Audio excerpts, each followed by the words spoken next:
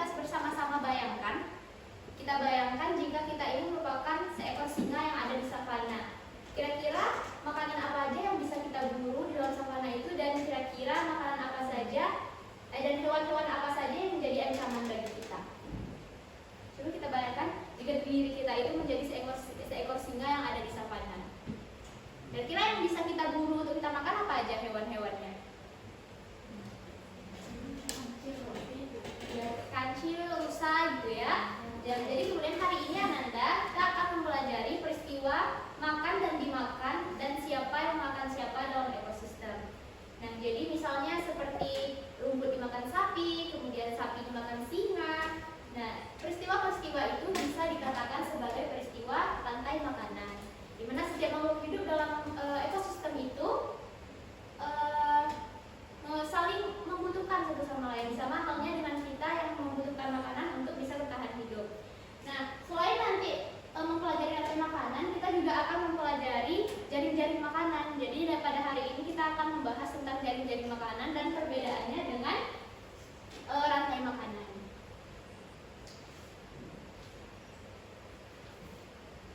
Nah, baik, tolong Syahra di next slide. Nah, dengan mempelajari rantai makanan dan jaring-jaring makanan ini nantinya kita akan dapat memahami betapa pentingnya suatu organisme dalam ekosistem itu. Mereka memiliki perannya masing-masing. Jadi siapa tahu nanti kedepannya kalian akan menjadi ilmuwan gitu ya, kan, menemukan spesies baru atau juga menemukan cara menjaga hewan jika hewan tersebut terancam punah. Kita kan nggak tahu ya. Jadi untuk tujuan pembelajaran kita hari ini diharapkan nantinya anak-anak ibu sekalian mampu menganalisis perbedaan rantai makanan dengan jaring-jaring makanan. Next. Nah, untuk mekanisme pembelajaran kita hari ini, nanti setelah penjelasan, ibu akan membagi kalian ke dalam 3 kelompok kecil, di mana nanti kita akan melakukan diskusi kelompok. Nah, kemudian nanti di dalam kelompok masing-masing ibu akan memberikan kasus yang akan kalian jelaskan dan kalian diskusikan bersama kelompok masing-masing. Paham? Paham. Nah, baik Ananda, bisa diperhatikan ke depan. Di sini ibu sudah menampilkan 2 buah gambar. Ada yang tahu nih gambar apa? Yang mana rantai makanan dan mana yang jaring-jaring makanan? Rantai makanan sebelah kiri. Kalau jaring-jaring makanan udah jelas ya, di situ udah ada judulnya jaring-jaring makanan. Nah, baik, di dalam kedua gambar ini udah terlihat nggak perbedaannya? Dari gambarnya aja udah terlihat nggak perbedaannya? Sudah. Apa kira-kira perbedaannya?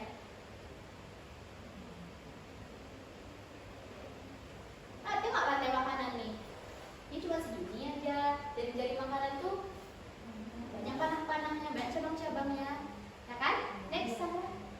Baik, kita jelaskan dulu tentang rantai makanan. Seperti yang udah ibu singgung di awal tadi, bahwa rantai makanan itu merupakan peristiwa makan dan dimakan dalam suatu ekosistem. Jadi sederhananya itu rantai makanan ini juga bisa dikatakan suatu peristiwa transfer energi makanan yang dimana bermula dari produsen, kemudian dialirkan ke konsumen primer dan kemudian ke predator-predatornya.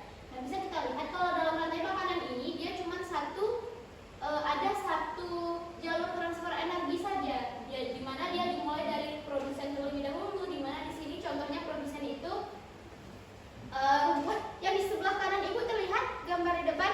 Terlihat Bu. Nah, baik, kita lanjutkan. Kemudian dari produsen ini dia menuju ke konsumen primer, karena kan belalang ini di sini berperan sebagai konsumen primer atau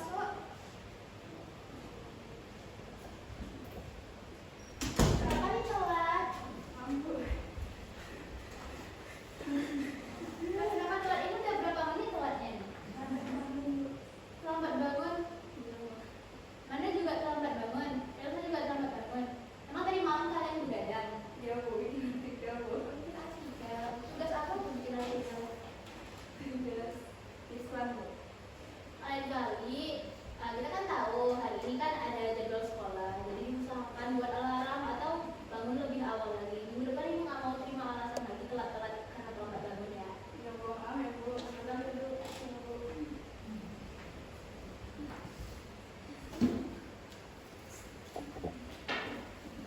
Baik, kita lanjutkan. Tadi rantai makanan itu kan udah ibu katakan kalau dia itu lebih sederhana gitu ya kan. Nah kemudian rantai makanan itu dia bentuknya linear aja, dia cuma satu arah. Dia cuma satu arah aja, terus sumber utamanya itu dari si produsen. Kemudian apa sih kira-kira fungsi dari rantai makanan ini dalam suatu ekosistem? Nah, rantai makanan ini dalam ekosistem itu dia berfungsi untuk menjaga keseimbangan ekosistem, di mana salah satunya juga untuk mengontrol populasi. Karena jika suatu populasi dalam ekosistem itu meningkat terlalu pesat atau terlalu banyak, maka predatornya yang berperan sebagai predator itu juga otomatis jumlahnya itu bertambah untuk mengontrol si mangsanya, yaitu si hewan herbivora. Contohnya pada gambar ini kita bisa lihat kalau misalnya jumlah populasi belalang ini meningkat, maka otomatis predator si belalang ini, yaitu si kata, itu juga akan meningkat pesat karena dia berperan untuk mengontrol si mangsanya, yaitu belalang. Jadi agar setiap rantai makanan dalam ekosistem itu tetap seimbang. Kemudian rantai makanan ini juga berperan untuk daur ulang nutrisi. Nah, disinilah nanti peran si jamur atau dekomposer ya pada rantai makanan. Dia akan menguraikan sisa-sisa organisme yang mati menjadi zat hara, menjadi unsur hara, Kemudian mana unsur hara itu akan kembali ke tanah dan akan digunakan kembali untuk oleh produsen untuk tumbuh. Silakan.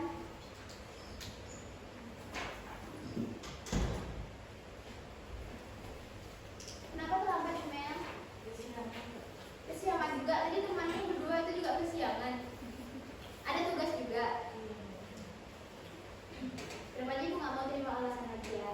Telat-telat banget. Pasang alarmnya yang besar gitu, kelas biar tetap akan kita soalnya udah semua. Ada berapa temannya lagi yang belum datang ini? Sudah. Tadi berapa jumlahnya sekelas?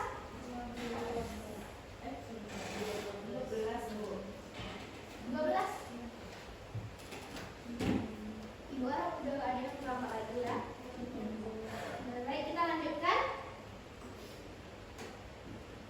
Tadi sampai rantai makanan berfungsi sebagai daur ulang nutrisi. Jadi di situ nanti peran si jamur atau dekomposer untuk menguraikan sisa-sisa organisme yang telah mati yang akan menjadi unsur hara dan akan diserap kembali oleh si produsen.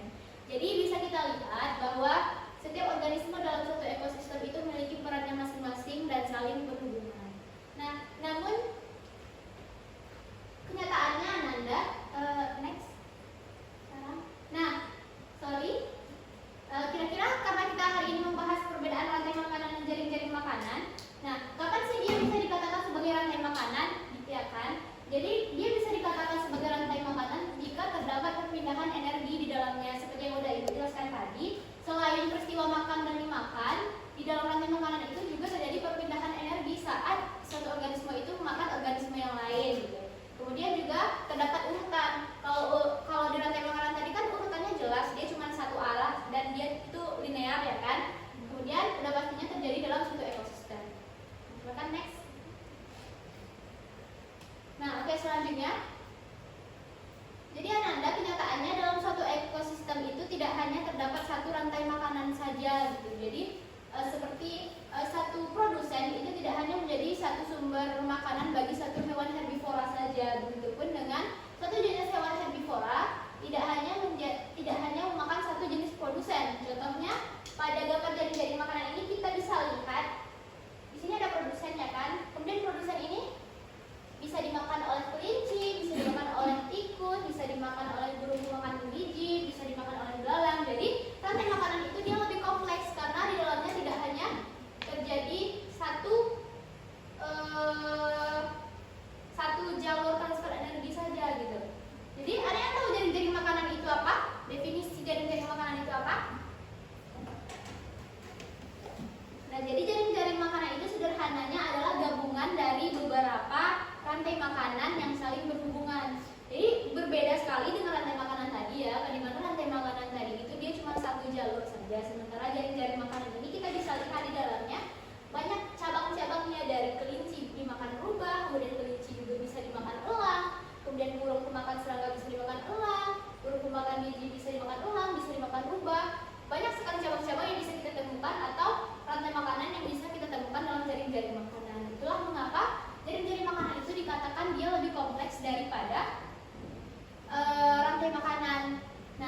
kemudian untuk jaring-jaring makanan ini transfer energinya itu banyak dan dia melibatkan beberapa spesies gitu. Kalau berbeda dengan rantai makanan yang dia hanya melibatkan beberapa spesies saja dan itu dia sangat sederhana. Nah, kira-kira mengapa dia dikatakan sebagai mengapa jaring-jaring makanan itu dikatakan lebih kompleks dibandingkan rantai makanan? Ada yang tahu? Mengapa kira-kira jaring-jaring makanan itu dikatakan lebih kompleks daripada rantai makanan? Ya, silahkan. Alia. Jaring makanan itu yang lebih kompleks karena spesiesnya lebih banyak, Bu. Oke. Ada yang tahu lagi? Ada yang menambahkan jawaban dari Alia?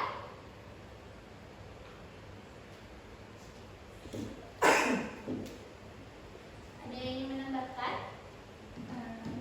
Ya, silakan, Amanda. Karena hubungan makanannya itu bercabang-cabang, Bu. Nah, oke, benar yang dikatakan temannya tadi ya, seperti yang sudah Ibu jelaskan juga. Kalau dalam jaring-jaring makanan itu dia kalau dalam jaring-jaring makanan itu dia lebih kompleks, di mana dia melibatkan beberapa spesies atau lebih banyak spesies dibandingkan rantai makanan. Nah, ibaratnya Ananda, jaring-jaring makanan itu seperti sebuah pesta, di mana kalau berbicara dengan pesta, pasti kita mengetahui kalau di suatu pesta itu banyak terdapat jenis-jenis makanan kan di dalamnya, dan juga kalau suatu pesta itu pasti banyak tamu yang datang. Nah, tamu-tamu yang datang ini pasti memiliki selera masing-masing, nggak mungkin semua orang itu punya selera makan yang sama gitu. Makanya di pesta itu banyak disediakan berbagai macam makanan. Nah, sama halnya dengan hewan yang dengan makhluk hidup yang ada dalam ekosistem. Ada hewan yang suka makan daun, ada hewan yang suka makan serangga, atau ada hewan yang suka makan kedua-duanya. Jadi hubungan jaring-jaring makanan itu dia lebih komplit dan lebih bercabang banyak gitu. Dari kelinci bisa dimakan rubah, tadi yang seperti udah Ibu katakan, belalang bisa dimakan laba-laba, laba-laba bisa dimakan burung makan serangga, atau laba-laba juga bisa dimakan ulat. Jadi setiap hewan itu memiliki selera masing-masing. Ibaratnya banyak pilihan menunya yang ada dalam jaring-jaring makanan ini gitu. Karena kan dalam ekosistem itu banyak ya, nggak cuma ada satu jenis spesies atau nggak cuma ada satu jenis tumbuhan aja gitu, banyak. Jadi makanya diibaratkan jaring-jaring makanan itu seperti sebuah pesta besar. Kemudian sedangkan kalau rantai makanan itu ibaratnya antrian makan di kantin sekolah. Dimana kalau di kantin sekolah itu kan biasanya menunya udah ditetapkan ya. Jadi setiap orang itu cuma akan makan menu yang udah ditetapkan tadi. Jadi dia hubungannya lebih sederhana dibandingkan jaring-jaring makanan.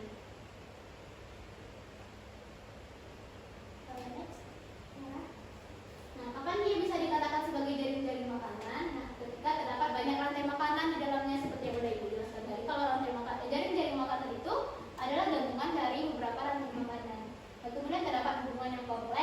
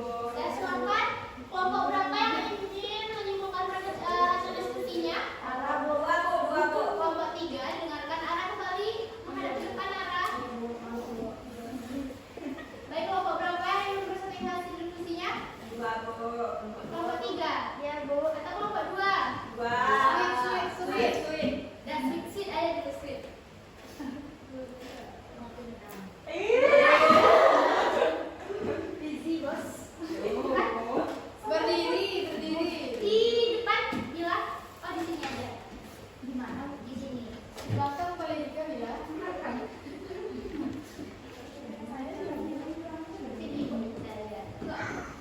Apakah teman-teman yang lain silakan diperhatikan jawaban diskusi dari temannya dari kelompok 3. Silakan bila. Baiklah Bu, baiklah teman-teman dan Ibu, terima kasih atas waktunya Ibu.